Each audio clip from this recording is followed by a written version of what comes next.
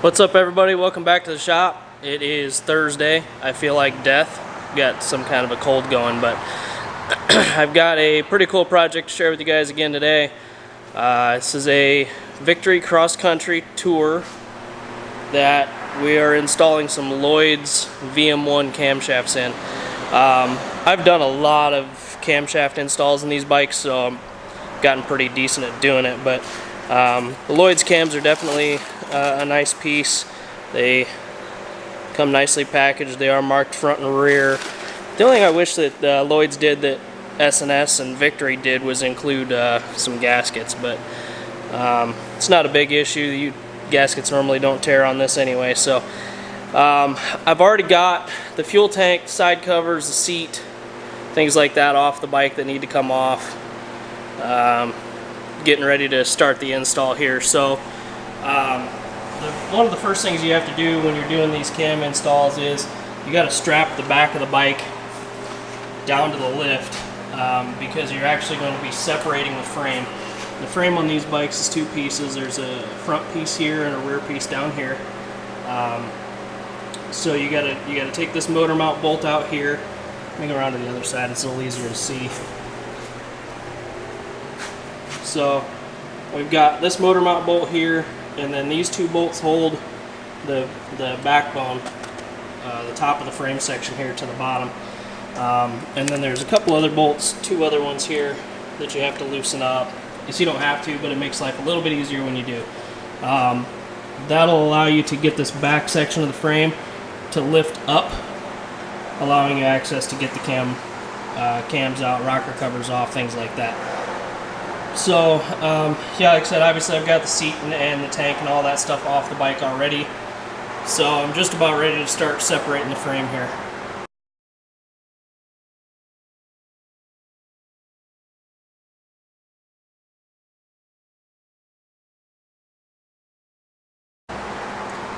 Okay, so we got the bike up in the air, and I got the 3 motor mount bolts removed, and then what you do is you get a pry bar in through this hole, and you get it on the bottom of the frame, the upper part of the frame. You're going to pry up on that until you can get this lower bolt to go through the hole underneath that frame piece. So basically that frame piece got lifted up, and this bolt is holding it up instead of allowing it to drop back down into its normal position. That will allow you just enough room to get all these bolts out. The front's a little tighter than the rear, but there is plenty of room there to get all that stuff out of there. So the tools I use to get the bolts out is I break them loose with a 5mm regular L-shaped Allen, and then this is a 5mm Allen that I took out of an Allen socket. So again, 5mm. This I can, I break the bolts loose with the regular Allen wrench, and then I spin them out with my fingers using this to get them all out of there.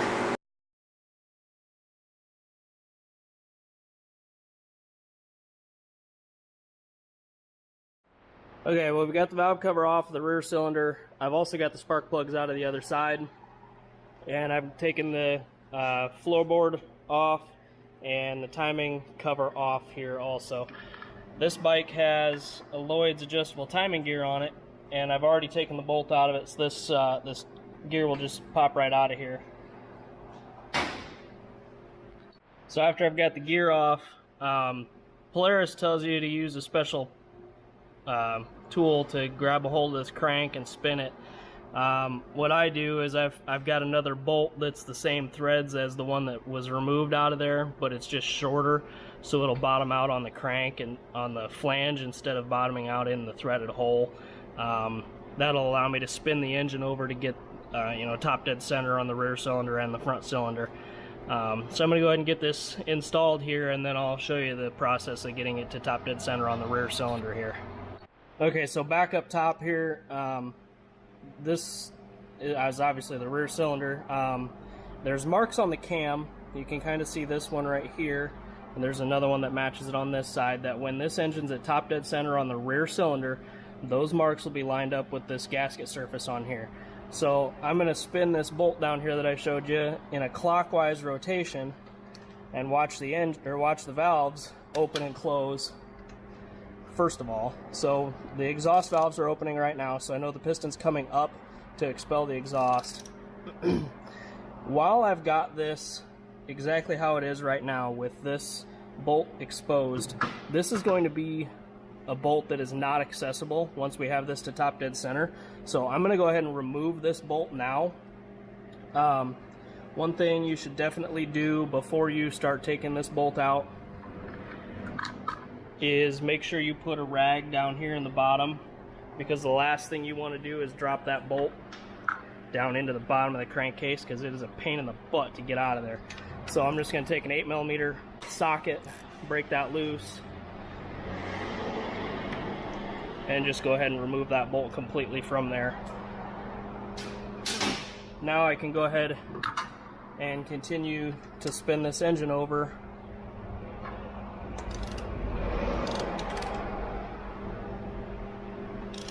until we start getting close here. Now you can see this other mark here. Now I still have to rotate this a little ways, but what I'm going to do now is get you guys back down here on the bottom where this timing gear was and show you what we got to do down here. Okay, so back down here on the bottom, you can see these two holes down here in the bottom of the crankcase. What these allow you to do is stick a 6mm punch or a 6mm Allen, which is what I'm using, in this hole here.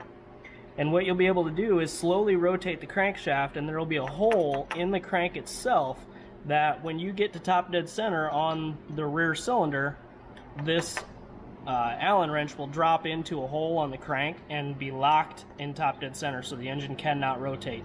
Now it is a little bit backwards thinking here, because this front hole will put the rear cylinder at top dead center, and the rear hole will put the front cylinder at top dead center. So you got to kind of think about that. But so I'm just going to leave this 6mm Allen inserted here, and then I'll start rotating this crank very slowly while I watch the top crank or cam gear, and you'll see when it locks into place. So again, we got to rotate this really slowly, and it's kind of a, oop, we went right past it, dang it. And that happens, so just, you know, make a full revolution, watching the top gear again. It's kind of hard to rotate it slow enough sometimes to get that pin to fall in.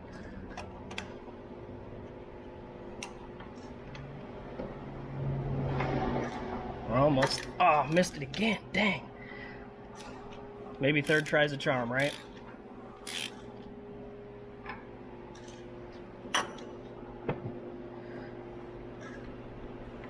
Aha, got it. So I can feel that is definitely in the hole. And up top here, looking at our cam gear, this mark here and this mark here are both at the top, and they are lined up with the gasket surface there. So the next thing I have to do is remove the rear cylinder timing chain tensioner, which takes a 27mm wrench, I believe. I've got an old axle nut wrench that I use specifically for this. It works pretty well, but I mean any wrench that fits it will work. You just kind of got to get around the exhaust here. It's kind of a little bit of a pain, but after I remove that, there'll be some oil that comes out of it, so I'll stuff a rag down in here just to try to catch any of that. But then I'll remove this top bolt out of the cam gear and be able to remove the cam itself, or the cam gear itself. Now here is the cam chain tensioner removed from the engine. It does have an aluminum crush washer on it to seal it. And now we're just about ready to start pulling the top cam gear off. One thing that I do that maybe isn't really necessary, but it definitely makes things a little easier when you're reassembling, is I'll put a zip tie or two zip ties around, through the holes of the cam gear, around the cam chain itself, so that the cam chain cannot come off of the cam gear.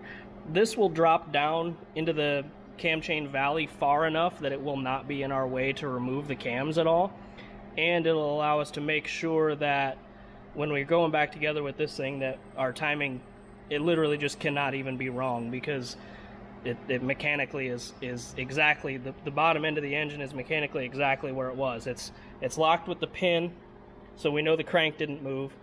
We know the chain can't move down here, and we know the chain can't move on the cam gear itself. So as long as when we put our new cam back in, we get the bolt holes to line up, it can't be wrong other than being 180 degrees out. But there's a mark on the cam itself and a mark on the cam gear letting you know which way it goes. So it's really almost dummy proof to get this thing wrong. So the next thing I got to do is pull this top bolt out, remove the cam gear, and then we'll start removing the the cam carrier or rocker carrier, whatever you want to call it. So we'll just break that bolt loose and remove it fully. Start over with the other one. Then we can pop this cam gear off here and just let it fall down in the valley here. Then the next thing we have to do is this black 6mm Allen screw right here has a pin underneath it that rides in a groove on the camshaft itself to keep the cam from walking back and forth in this cam carrier. So we have to remove this bolt, and then we've got to get a magnet down in there to get that pin out. As you can see, the cam moves freely here, so it shouldn't be too difficult to get that pin out of there. But sometimes these bolts are a little tighter than they needed to be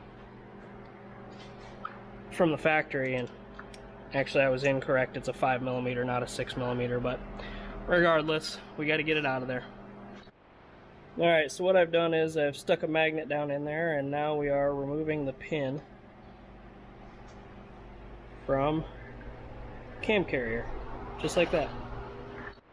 Now we've got our pin out of there, the next thing we got to do is take the 4 nuts and washers that hold, actually torque the cylinder head and everything down. We got to remove the nuts and washers off of the studs for all that. And so just make sure you get the washer and the nut. Sometimes you get lucky and the washer will stick to the nut because of the oil and stuff, but get those off and set them down over on your bench. Okay, now that we've got all 4 of those out, we can kind of just pick up on this here,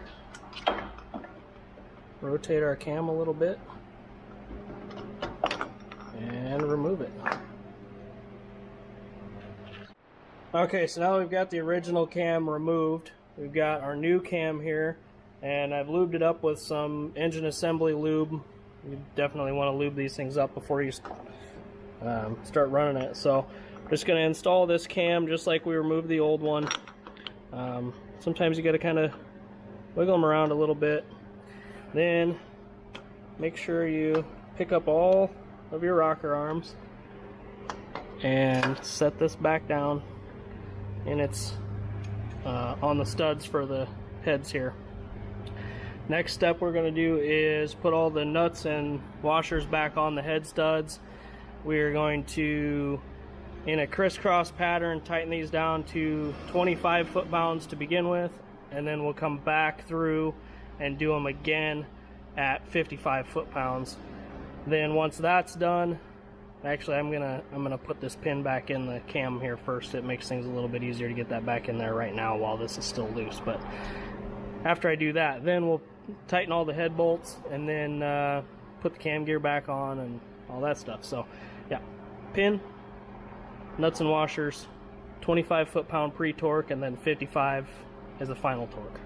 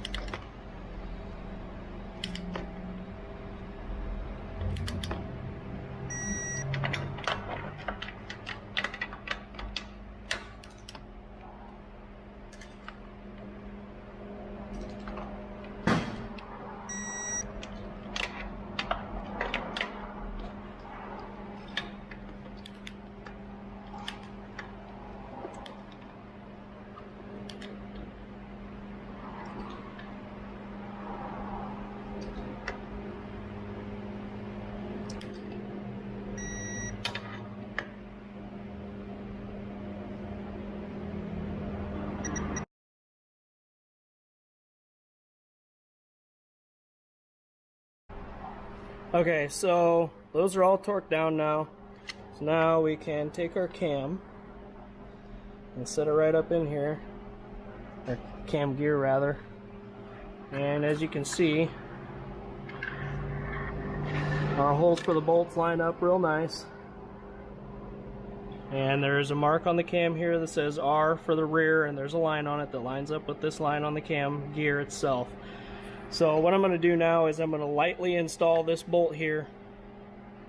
Now when I say lightly, I mean I'm going to thread it, all the way in and just, barely make it snug with my fingers. Then I got to put the rear chain tensioner back in, remove our locking pin, and then rotate the crank to where I can get the other bolt in the cam gear itself, and then I'll tighten that other one, rotate the engine over again to where we can tighten this one down too.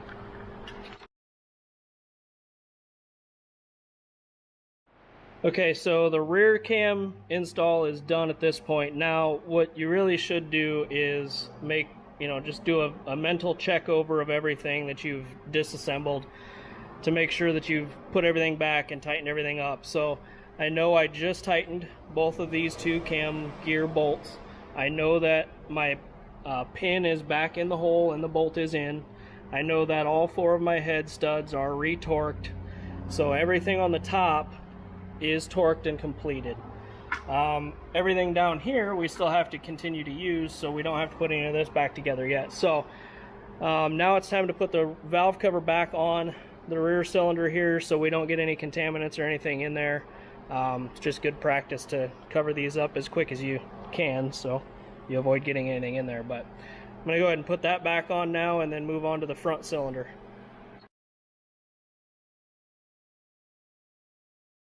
Okay, everything on the rear cylinder is done now, with the exception of we need to wipe all our handprints off of this and clean up any oil that spilled out of it.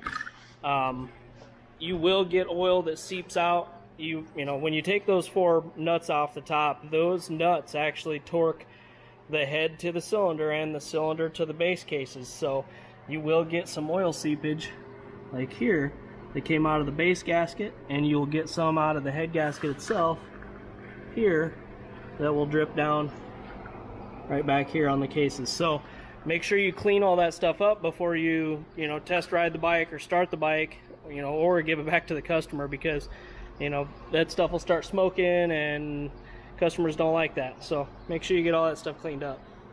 Alright, well, we got the rear cylinder done now, so it's just time to move on to the front cylinder. It's going to be exactly the same as the rear, so I'll just time-lapse you through that. There's really no difference. The only thing is there's a little bit less room. Not too bad though.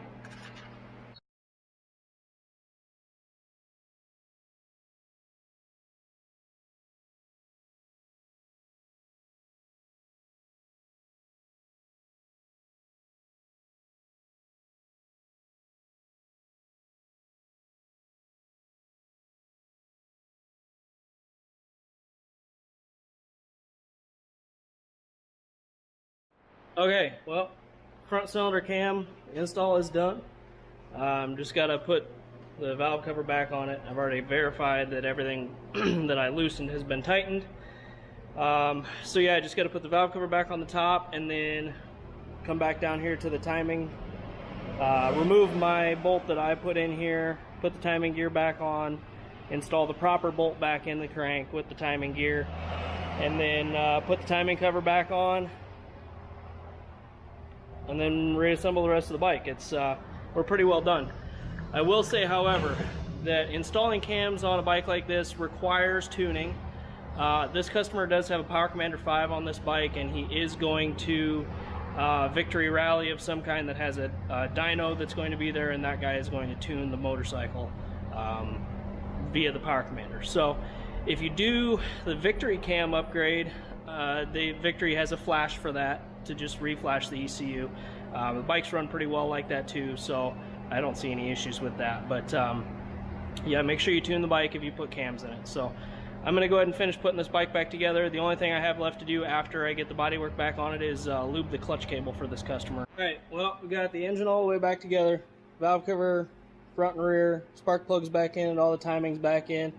Got the frame bolted back together and torqued back down, and it's unstrapped from the lift. Wiped off all my fingerprints, cleaned off all the oil on the engine. So now basically down to putting the fuel tank back on it, the seat back on it, and saddlebags back on it.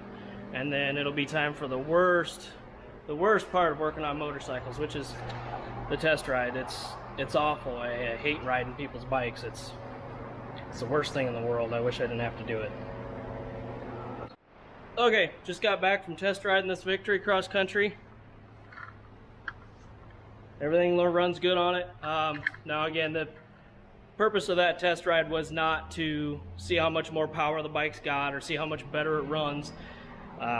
It's not tuned yet, so that test ride was purely to verify the repair, make sure everything's the way it needs to be for the customer, make sure there's no leaks or anything like that. So it's going to be up to the customer now to take that bike and get it tuned.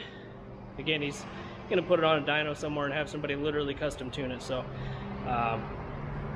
it's another one out the door. We'll get on the next one.